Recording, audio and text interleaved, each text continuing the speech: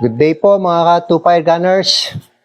Punta naman tayo sa how to fix this QA8H brake barrel. Ang problema niya po, yung demo ko, ayan, yung hindi daw po kumakasa, hindi kumakapit yung pagkasa, katulad niyan, ayaw. Okay? So, ang solution po niyan, ganito. So, unang-una, syempre, magre-repair tayo. So, gawin po natin, tanggalin natin tong upper receiver sa lower receiver. So, pagtanggal po niyan, tanggalin tong 1, 2, 3 screws. Okay? So, pag repair, ingatan lang po na masira tong sight. So, para hindi bigyan natin yan. Okay? So, tanggal dyan. Yan.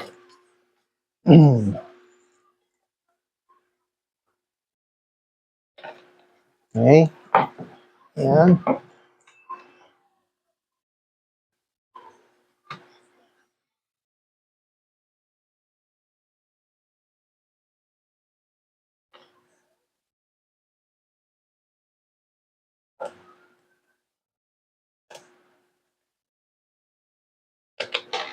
Okay.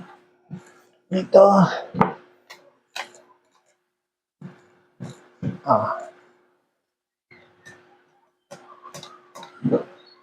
Okay, so tanggal. Yan. Ngayon, tatanggalin na tong trigger mechanism. Hugutin natin palabas para madali nating ayusin. Hindi na kailangan tanggalin to, no? Hindi na kailangan yan. So, ngayon, kailangan. Okay?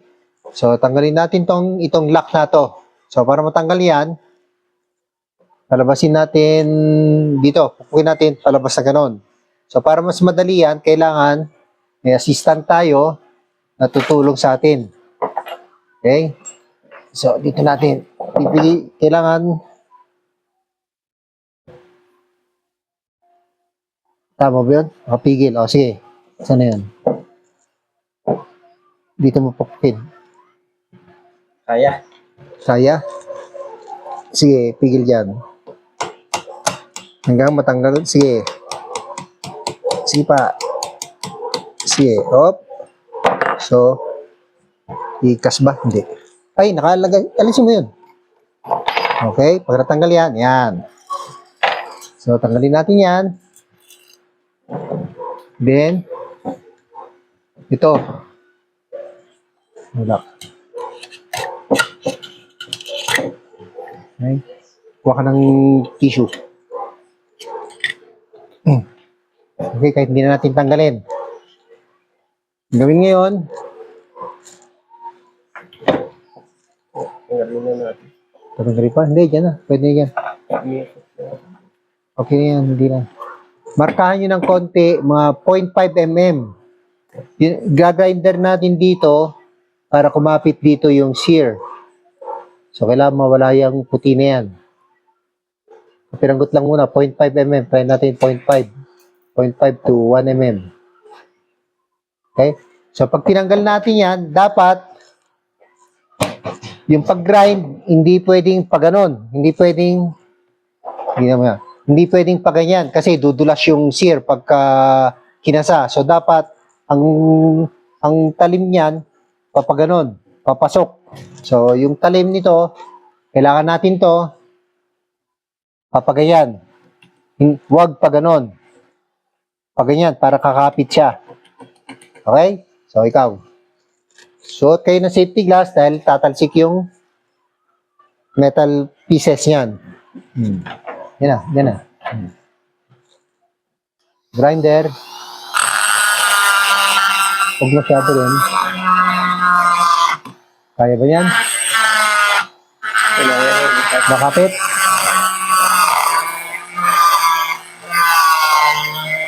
Hanggang mawala yung puti.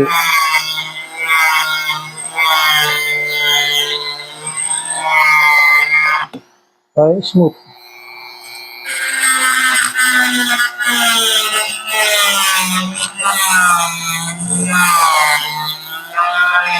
Huwag mo steady, kailangan ginagalaw-galaw. Okay, op. Ayan. Ano kaya? Testing muna. O sumobra eh. So, testing natin ngayon siya. Kung okay na yung naibawas natin. So, pasok ulit natin.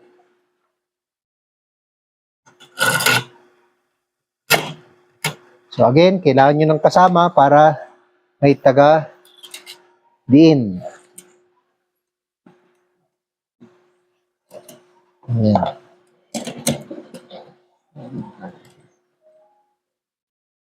Hindi, sige. Tiga, matigas. Kailangan dito.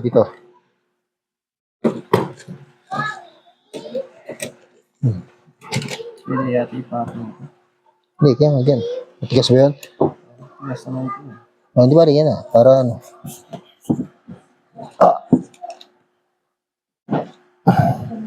Banda dito. Hmm. Okay, konti-konti mo. Yan, hindi ko makita eh. Banda dito. Pukpuk mo. Kaya, yun muna. Sa kabila. Pasok mo muna ng konti para mapigilan. Sa kabila. Yan, yung mas malaki. O, sige. Huwag mo siya ipasok. Sige. Pukpuk. Yun. Sige. O, pwede na yan. Pasok mo muna. Hindi nakalain. Teka, kulang. Yarin muna. Kulang nakangat dito eh. Kinaindiin pa.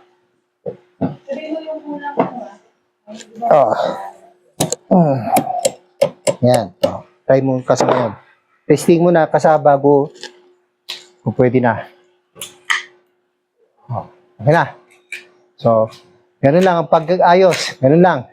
So, ngayon, balik na lang. Putok. Makalak.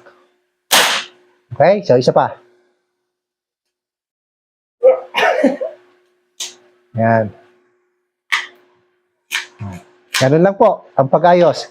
Kung wala kayo nito, kahit kikilin nyo po ng pakunti-kunti. Basta simulan nyo sa 0.5 mm lang muna. Kung ayaw na 0.5 mm, dagdagan nyo ulit, gawing 1 mm. Tapos maayos na po yan. Okay? Maraming pong salamat.